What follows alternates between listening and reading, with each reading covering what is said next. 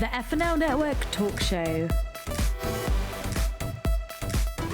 Hi guys, and welcome to the FNL Network Talk Show. I'm Cat Jolleys, and today I am joined by the beautiful Diana, the blonde bombshell Holly Hester, and the man with the infectious laugh, Jeff.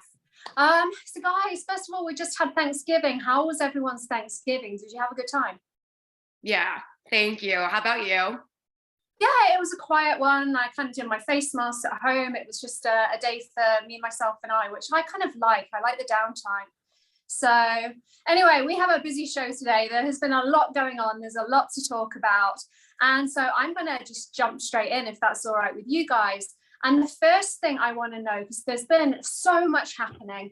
We've had 2 mass shootings in the last week. There's been another shooting on Good Friday.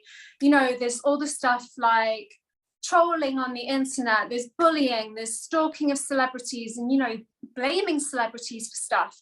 I want to talk about how much freedom is too much freedom, because we live in the land of the free. We are allowed to carry guns. There is the Second Amendment. You know, we have the privilege that so many countries don't have, that, you know, we can be who we want to be. We can, within reason, say what we want, and there's no, you know, nothing happens to us. But how much freedom is too much freedom? Do you think it's okay that we bully people and people get hurt? Do you think it's okay that we can carry guns and there's people killing each other, but yet nothing changes? So I want to, instead of talking about guns and Second Amendment, I want to talk about how much freedom do you think is too much? Should we put boundaries in place? It's about, you know, mental safety, physical safety. There's so much going on. So I just want thoughts and opinions about how much freedom is too much freedom. And I'm going to jump right in there with you, Diana.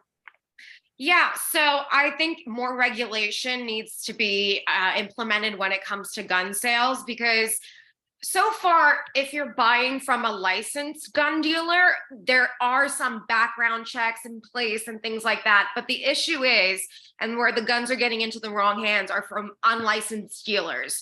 So that could be any private dealing, you know, someone down your street, Joe Schmo, selling a gun and you want to buy it. Or even these gun shows, a lot of them are unlicensed, and they're just getting into the wrong hands because there's no background check. You don't know who this person is. There's no way people can tell if they have the mental capacity to be walking around with such a powerful weapon. And listen, I get the need why some people feel they need to own a handgun, right? You want to defend yourself in your own home, fine. But these AR-15s, why the hell do you need an assault rifle? Why the hell do you need a weapon used to kill multiple people on military ground? Like, that shouldn't be sold to anyone just walking the streets. I totally believe those things need to be better regulated. I think gun sales need to be regulated, because you're right. You know, we are the land of the free, and I get why people want to have guns and have that freedom. But there are other regulations when it comes to different things. It's harder to get married than it is to buy a gun in certain states. It's harder to get a driver's license than it is to get a gun in certain states. So why can't we put more regulations on that? Do you think there should be some kind of law that applies for every single state? Because I know, you know, states make their own laws. And for example, you know, Colorado, they had this thing that they could choose to investigate people who had guns, or they could turn a blind eye. And I just think there needs to be something unanimous that, you know, the states don't get to necessarily choose stuff. It is, you know, federal law. Govern federally. Mm-hmm. And, you know, I do think we need checks put in place. I think there needs to be stuff done about cyberbullying, and, you know, like, celebrities are called out all the time. Oh, you know, you've been associated with this brand, but yet you're not, you know, speaking out against them. And we as people, we've started being nasty and bullying because we feel entitled to. You know, it's like if we see someone who might have had facial fillers or plastic surgery and we don't like what they look like, oh my God, we get to voice our opinions and we get to destroy someone when we don't know them. Mm-hmm. And it's kind of just how much is too much. Right. So yeah, it's kind of like, to me, it's just a mind-boggling thing. You know, we're so privileged that we are free, especially if you look at the World Cup right now and you look at, you know, Qatar, it's it isn't free to be able to even wear an armband that supports, you know, the gay communities and celebrates that. And, you know, we are so lucky in so many ways, but how much is too much? Yeah, I feel like there should be boundaries. In my mind, because I'm in Virginia Beach and I was a witness to it. It was very close to home with the shooting that happened in Walmart. I feel like we just don't know the capacity of people's mindset and the way that they're thinking. And I think that we need to slow up and discern those things that are going on around us, because sometimes the signs are there. But I think in my mind that I feel like people shouldn't be freely be able to get guns that they use in military. There should be a red flag, and there should be more in-depth research on those people that are trying to get those guns, because we don't know the intent. If you want those type of weapons, to me, the intent is to do something beyond just to hurt somebody, is to, you know, hurt a lot of people. And I think it's just so much hate going on in the earth, and there's no love. And we need to get back to that. And I think people are hurting. And I think that their outlet is, if you bully me or if you say something to me that offends me, then I'm not going to get you with just fighting. I'm going to kill you off. And that mindset shouldn't be there. I think it's just too much of that type of mindset. So, you know, I think boundaries should be in place 100%, even the more, with so much going on in the earth and so much going on in the world. It needs to be in place. It needs to be in place so that we all can be safe. Because right now, to me, none of us are safe. We can't go anywhere without looking over our shoulders and wonder if somebody's going to say something crazy or somebody's going to try to hurt us. We don't know who is good and who is bad anymore. And it should not be that. Our world should be safe. No, absolutely. And Jeff, I want to ask you, because you're obviously a man of God, you are religious. And I want to know your thoughts on, you know, we have religious groups who do discriminate against certain segments of society. What are your thoughts on that? I don't do that. I just feel like, you know, this is my mindset. I always think about the person's heart. So many times we just, you know, we get caught as leader. We want to point people issues. We all have issues. I have issues. And I think it's beyond us pointing out issues. It's finding out, and, you know, humanity. If you see a person, if they are a good person or a bad person, just by you sitting down and you conversating, I think you should be able to minister to the person where they're at. I always try to see where the underlying root is and try to call that out so that they can get healed, because a lot of times we don't realize they don't want to hurt anybody. It's just hurt people. And if they've been wounded, their mindset is, once it's happened to them repeated times, it's almost like they lose it. You know, people lose it. But, you know, me as a leader, I just spiritually just want to help people. I want to know what that is that they're dealing with so that they can be released from those things.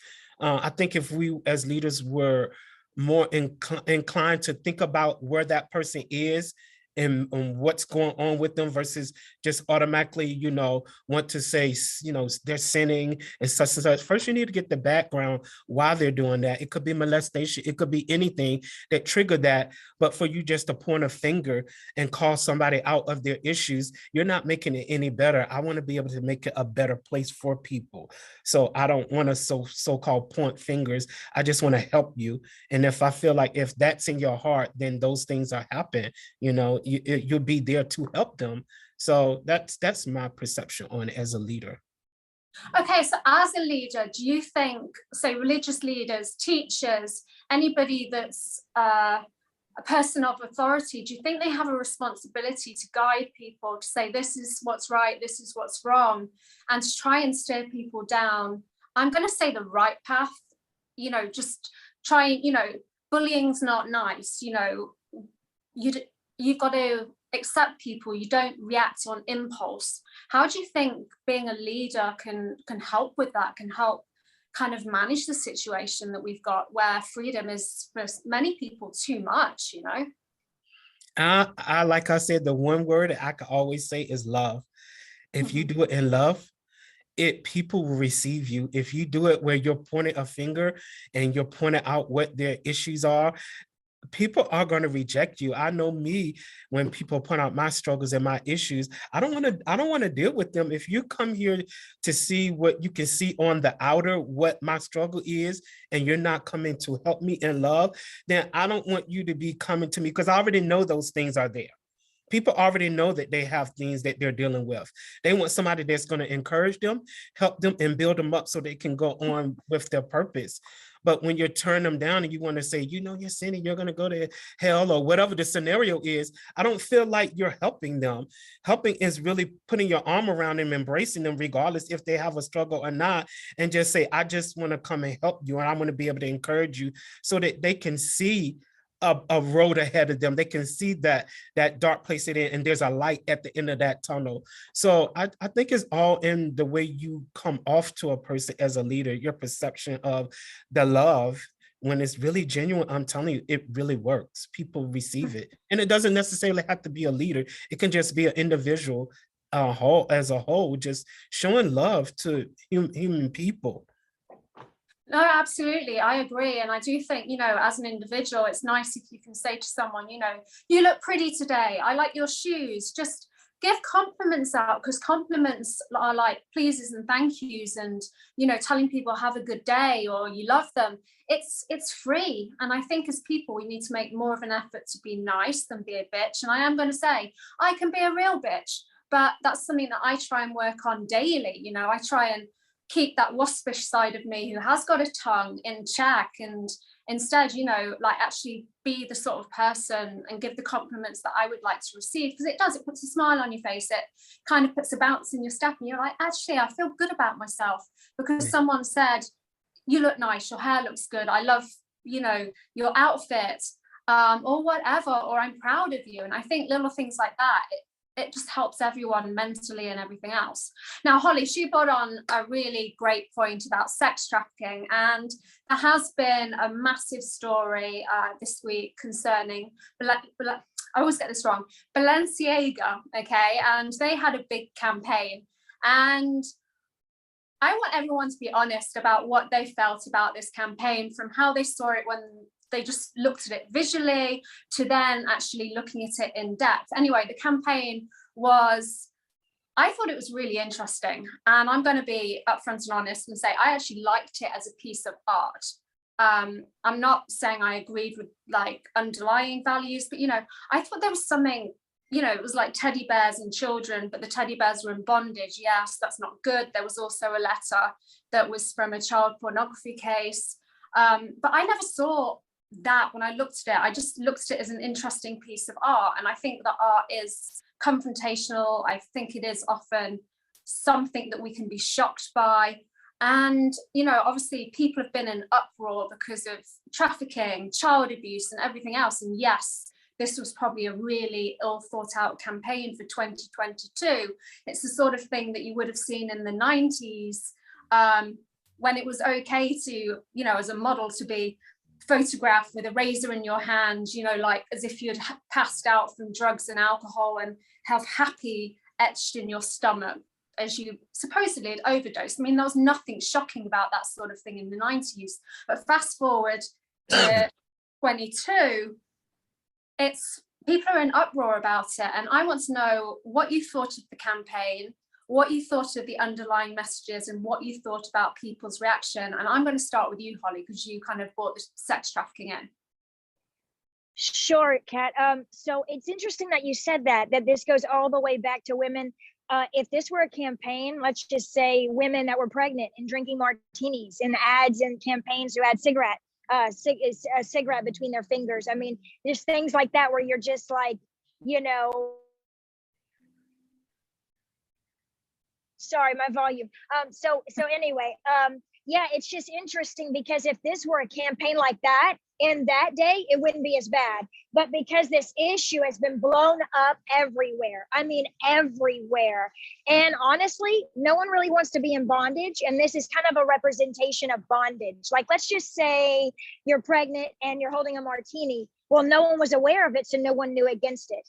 But because there's so much now and there's an explosion of celebrities saying that, and because the issue has been risen to such a level of awareness by millions, if not billions around the world, and because it's taken its platform that it has, and it's taken the notoriety that it has, it's not the same thing. Like if you put bondage and covered it up on a pregnant belly, let's just say, you know, you get a different reaction for even that.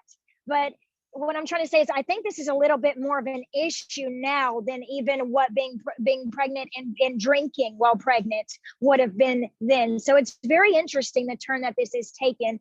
To me, any kind of bondage is bad. You know, whatever you're doing, it's creative, yes, but it could have been, creativity is so much, and it can be expressed in so many different angles. But why bring a bondage into a child and a bear? You know what I'm saying? Like, where's the relatability? Like, you know what I'm trying. It may have started off as a good idea, but did it end up as that? You know what I'm saying? Well, I mean, there was so much backlash on all the social media platforms. It's been on TikTok everywhere. It's been on Instagram. You've had the public trying to call out Kim Kardashian for not distancing herself from the brand straight away. And, you know, she actually released a statement today because she waited until she had spoken to the brand about it, allegedly. And she's happy with what they said, and they've apologized, and she's good with it. But, you know, like, as people, we've kind of rushed out to blame people. And the company's so big, you have so many different people that have thought about this campaign. You've got Balenciaga trying to blame the photographer and all the creative team, and there's a big lawsuit now. But ultimately, there's a big boardroom of many different people. How did this even get overlooked? I mean, like I said, when I saw the campaign just on face value, if it was in an art gallery, I would look at it and I'd be like, that's interesting because of this, and this. But as something that is actually speaking to society, it's shocking. But, you know, I take it on two different sides. I take it on a piece of art that is meant to be controversial, is meant to be discussed and talked about, and then I take it as a campaign which is very influential and is shocking. And it's been massive this week. Diana, you're bound to have a lot of thoughts on this. I know you are. Yeah. So first I want to say shame on Balenciaga, because they're trying to blame everyone else and not take accountability for themselves. I worked in advertising. Like, Ed in design doesn't print it out and be like, here you go, and then it hits the stand. It's got to go through channels and channels of approval and boardrooms and this, and maybe there were other changes made that we don't know about. But what I'm trying to say is they can't possibly place the blame on these other people, because there's no way they didn't know about it themselves when it just has to go through so many layers of approval. So I'm mad about that. I don't agree with the campaign at all. I think it's disgusting. I get the point of art being like provoking, being thought-provoking and making you think and being polarizing, but that should not come at the cost of taking away the innocence of children.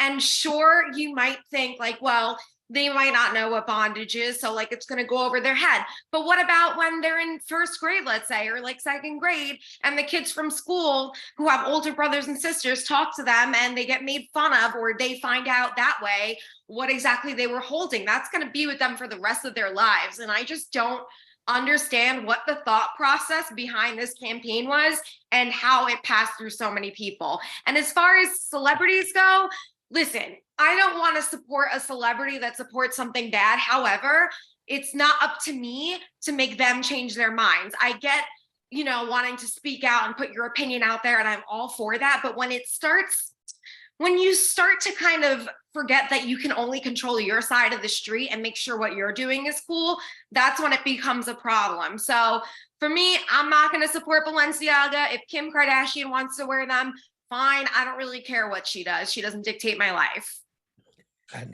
You made some brilliant points there. You know, this campaign would have been months and months and months of planning, you know, and like you said, it goes through so many different layers of people, and it got approved, and it kept getting approved. Now, my comment is in as a piece of art. I think if that picture had been a photographic display hadn't been to do with a massive brand, global brand, if it had been in an art gallery, that would have been slightly different. It would have been a conversation. But having it as this global brand that is selling stuff, I think that makes it very different, because the conversation is slightly different. One is a shocking piece of art. The other is in your face, more or less promoting that this is okay. And I think, I do think it was very ill thought out. And I think the photographer had to do what he was, paid to do, which was photograph this setup. And I think they've got no one to blame but themselves. And I think issuing an apology, is it enough? Is it not enough? Jeff, what are your thoughts? Well, I want to bounce off of what she said. First of all, they knew that when they put that out. First of all, the thing is, let's just say if nobody red flagged it and really start talking about it and it went forward, that's a massive influence. That brand is an influence. If it went forward, we would have saw so many people think it is cool to be in bondage to certain things. So it's just crazy that someone red flagged it, and that's the only reason Balenciaga really stood up and tried to make the wrong that they did right. If it never was addressed, it probably would have went forward because they approved it in that boardroom or whatever, how many levels that it takes before they actually agree on that ad. So I just feel like that we're pushing the envelope too much. We're doing things in the world that we're just seeing how far we could push the envelope without somebody coming forward and addressing it. And I think we're just at that boiling point, because sexuality is okay if it's done in a very tasteful way. But when you're dealing with issues of life that people struggle with and people have had happen to them in that arena of, bondage, sex trafficking, all that, and you want to push it on through a campaign, I think that you just don't care. You don't care about the feelings of people. You don't care about the lives of people that you can actually set up to go into bondage in those things and be influenced by that, because the youth are influenced by what we wear. They're influenced by these big brands. So I think that they should stand up, and Balenciaga should apologize and not put the blame and want to sue this one, because they approve it. It comes from the head. It does not come from the middle people. So I think they need to start thinking about what they're saying and doing, and stop just pushing the envelope so much with that sexual stuff. I see stuff on, Instagram so much that they almost half naked and stuff. Nobody leaves anything for the imagination. I think they're just pushing it too close. And the young kids, the millennials, think it's cool, but it's not cool, because then when you're wearing certain things where you're revealing so much, you're looking for someone to step to you in the wrong way because of your presentation. So I just think about a lot of that. Even me as a designer, I think about how I design. I can't put certain things out there when I know that I'm a person that is about integrity, and I'm supposed to be a leader, a minister. And for me just to put anything out there, people are already going to look at, a red flag with me. So when I design, I'm already thinking in that. So designers in Balenciaga, they're already thinking before they put that stuff out there. They already know that they're going to get people that are going to respond, but I don't think that they thought the response was going to come the way it came. And they're looking pretty crazy, but I just hope some of this stuff change. I'm going to say there's no such thing as bad publicity, and that's a very controversial comment. But right now, everybody is talking about that brand. Everybody knows the name. People that didn't know the name before know this brand now. And yes, they've done something very controversial. Yes, it's got a lot of backlash, but in the long run, it's like, for example, Kim Kardashian's sex tape from years and years back, it plummeted her to fame. I think they knew what they were doing. This is a conversation. Some people are some people are going to, hammer them for the message that they put out. Other people are kind of not. And I think everybody knows this brand right now. Everybody's talking about it. They've done what they set out to do, which is to promote themselves. And whether or not they did it in the right way, they are the name that's out there right now. So I want to, that's funny you said that. So I want to say something concerning that. If they were not on the level that they were on and had the money, do you think that that brand would still be standing? Because their wealth, so it all comes from them having the money. Because if that was a brand like me coming out and did that, my brand would no longer exist. Well, yeah, because so it's the level they're on. They know that. They've gone and slammed people with lawsuits, you know, multi-million, I think $25 million suing, you know, the photographer and everybody else because they feel it makes them look not responsible. And they've got the money to go and do that.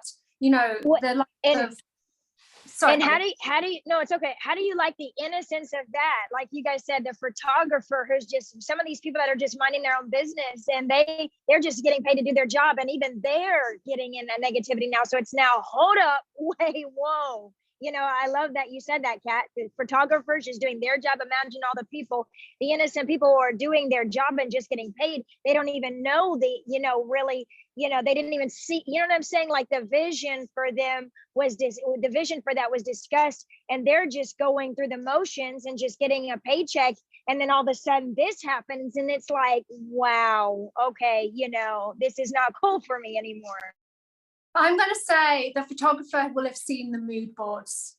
He's got a choice. He can say, this isn't for me. The stylist has seen the mood boards. The set designer is obviously knows what they want to create, not cremate.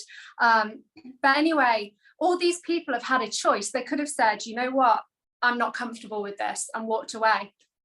So I bet. I hear you, Kat. That is so true. But as a designer, I know this. When photographers come in and they tell me my vision, I tell them their vision and they execute only what I'm telling them to do. So I can't really put that blame on the photographers.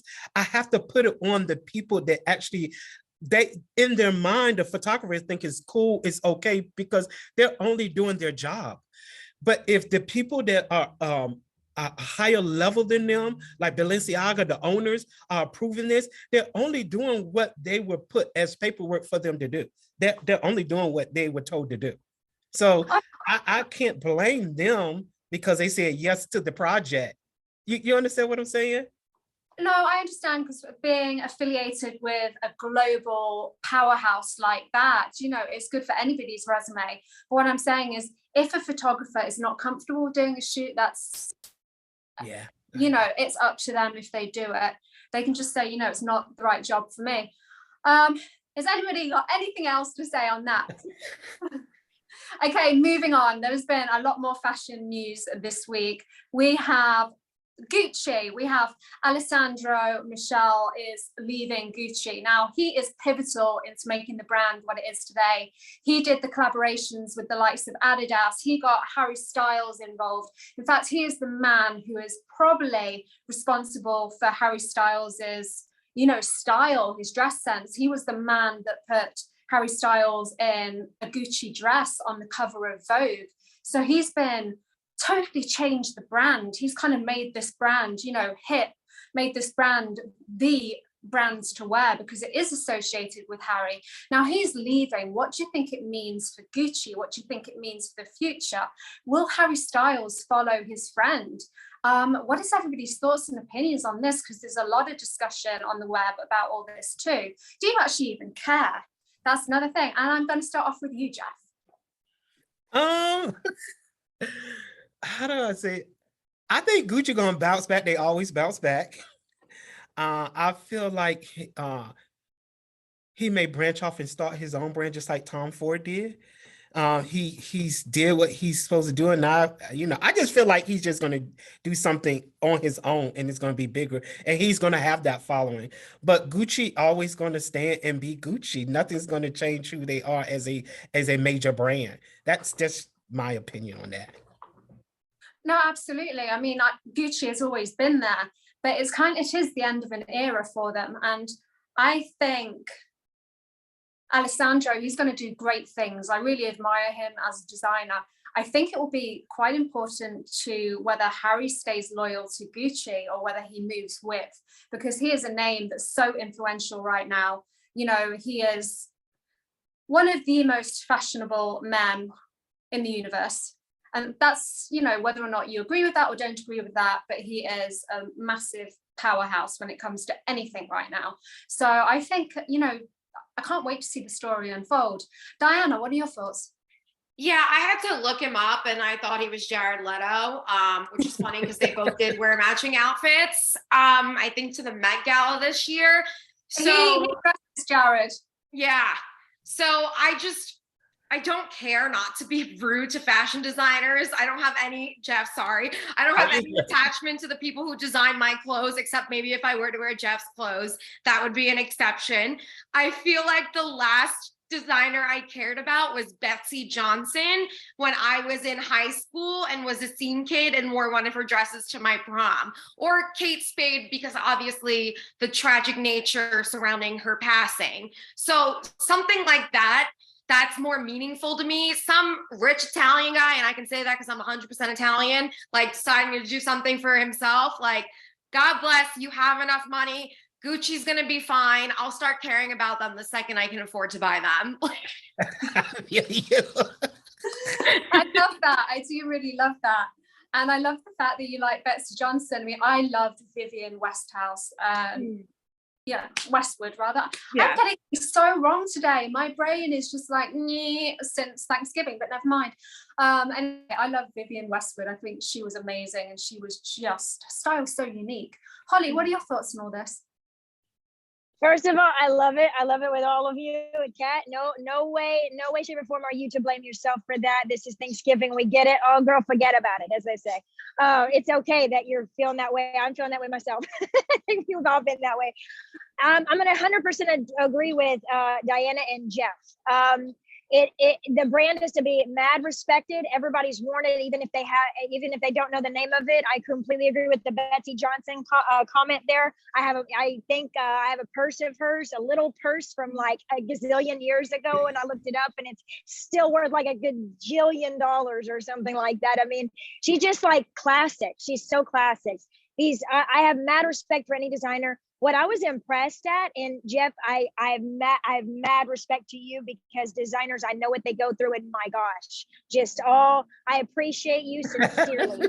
On that note, what I was gonna say was, I love the relationship that Harry Styles now has with the designer. They could have rejected him. It could have been bad publicity, but I feel like they embraced him. I feel like he's a good brand. They picked him for a reason. They didn't pick some older, sophisticated gentleman. They picked him.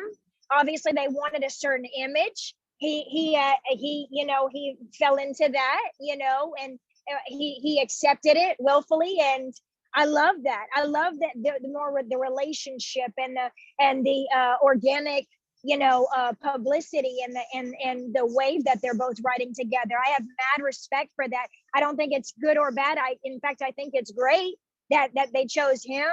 And I think their brand is classic and it's timeless, and Gucci will never go wrong, in my opinion. I don't care the negativity about it and the movie that came out about it. Yeah. It takes work. It takes work to build brands. It takes work. People actually do that. People are actually not just in front of the scenes, but are behind the scenes. And the behind the scenes people I love the most, because they don't get enough credit, and people sometimes just overlook them. And it's like, no, this took work. And I love that the movie The Devil Wears Prada as a result of that. I mean, my gosh, how much more appreciation do I have for people like that? But seriously though, I love the relationship between them, and I just have more respect. Yeah, I think, Alessandro's success, I mean, he's a super, super talented guy, but I think that his level of success, a lot of it is to do with the fact that he got Harry Styles involved, and they kind of just, everything from being at the Met Gala when, Harry wore that kind of lace shirt. I think he was like hosting the Met Gala that year or something. But anyway, from there, it just was a volcano that erupted, and it was, you know, two of them went from strength to strength to strength, and we saw Harry just in all these amazing clothes and amazing styles, and he does love fashion, so he got involved, and obviously they collaborated with the recent Gucci Ha Ha Ha collection and all that, and it just shows passion and friendship, and I love, like Holly, I love what these two did together. I think it's amazing. And you know, Gucci, it is a brand that's been around for so long. It is one of the greats. It's not going anywhere. But I really want to see what Allessandro does next, because I think he's super talented. I think he thinks slightly outside the box, which I love. And I just love the fact that he is so creative, and I think he's an exciting one to watch. I really do. So I can't wait to see where his career goes next. Anyway, moving on, we're going to go to the royal family, because we have Meghan Markle and Prince Harry.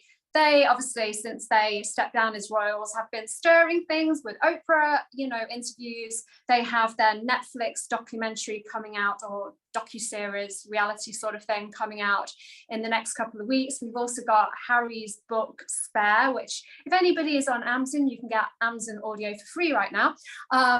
Anyway, there is all this drama, and I want to know what your thoughts are. Do you think that Harry and Meghan are going to kind of launch themselves like reality stars? Do you think they're going to catapult their fame so they are celebrities rather than royals? How do you think the royal family are going to react? Do you think they're going to be sued for libel and all this sort of thing?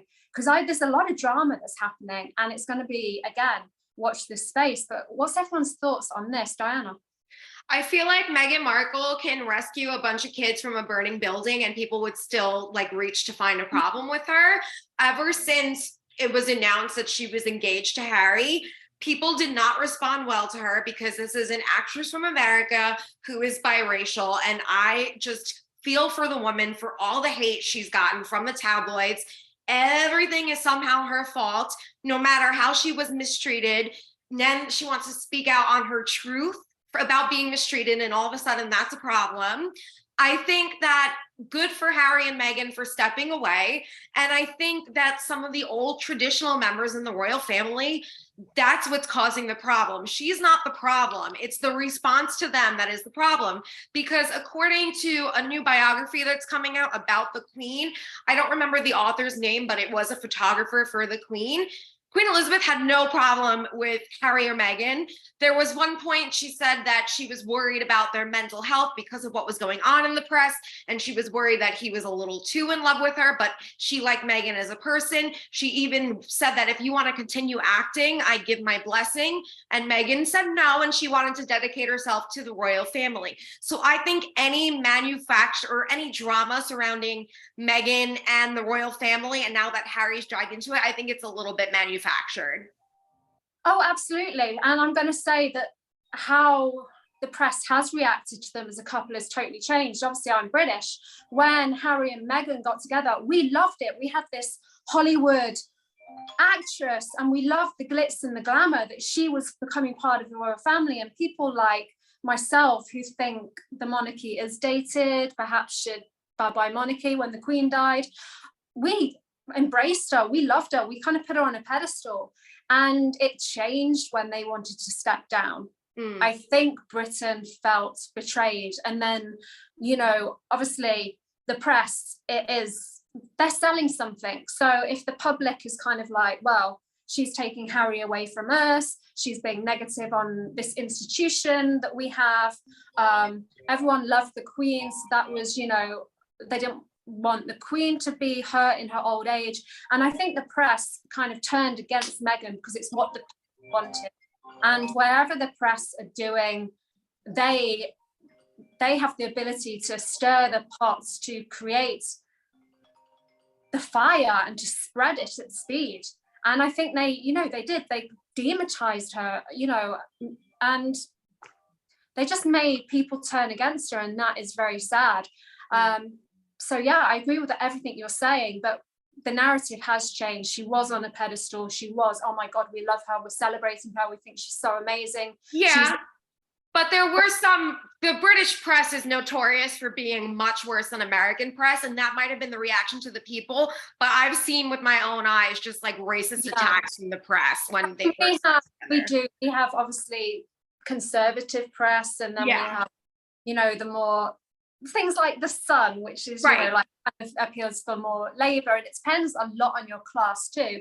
If you're upper class, you might have wanted a person of aristocracy. I mean, we still call Kate Middleton, you know, working class, but she wasn't at all. She went to these private boarding schools. Her parents, you know, had good jobs, multi-million-pound house. She wasn't working class at all. She wasn't, you know, the lowest of the low.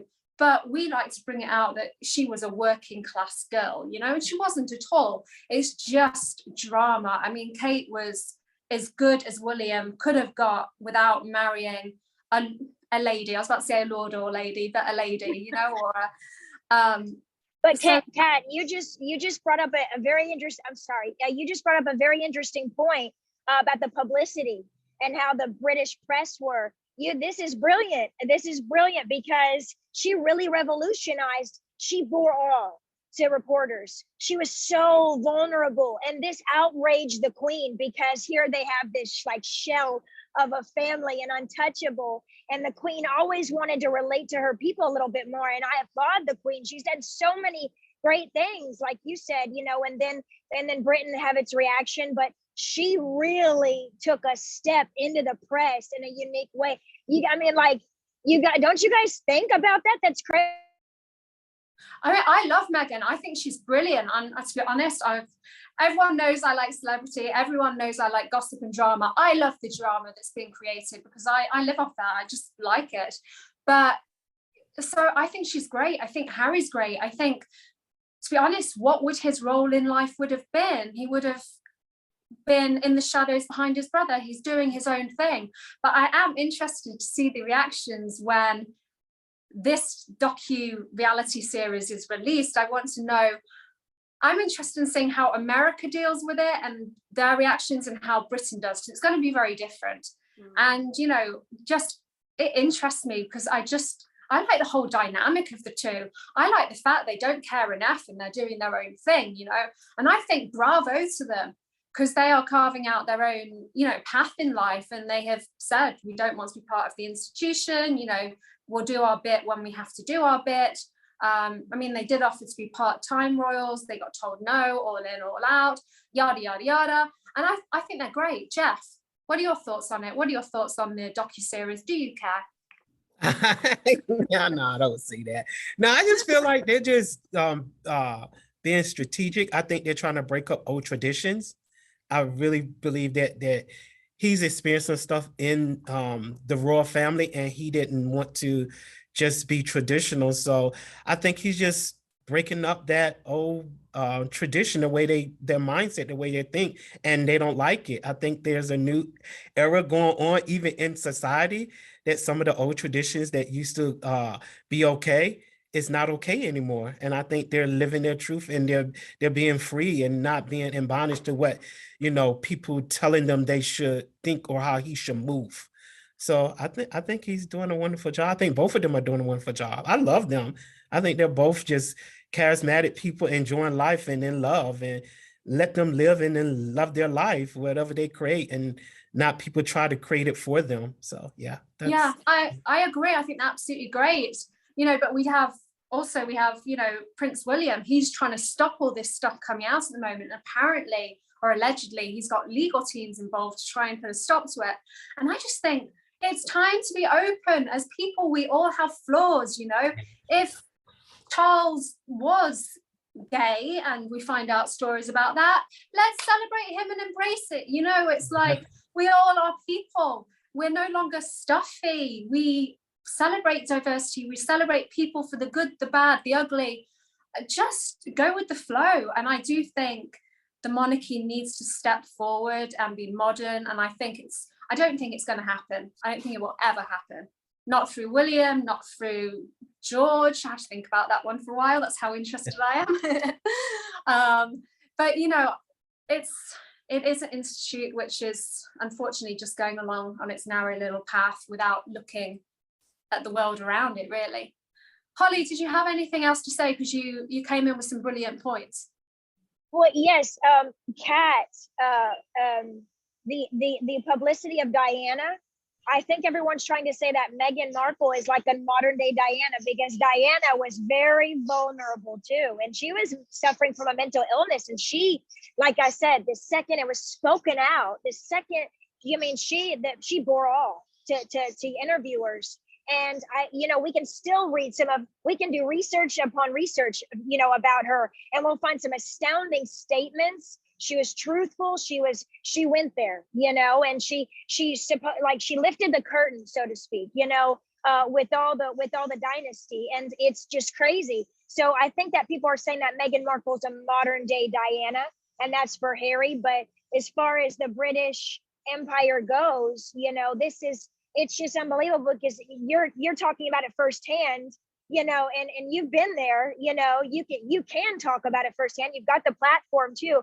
And I think people are so invested into this. I mean, I can relate to you on what you said. People were celebrating who weren't even in the ceremony. They were celebrating William and Kate, and it's like, what is going on here? So I mean,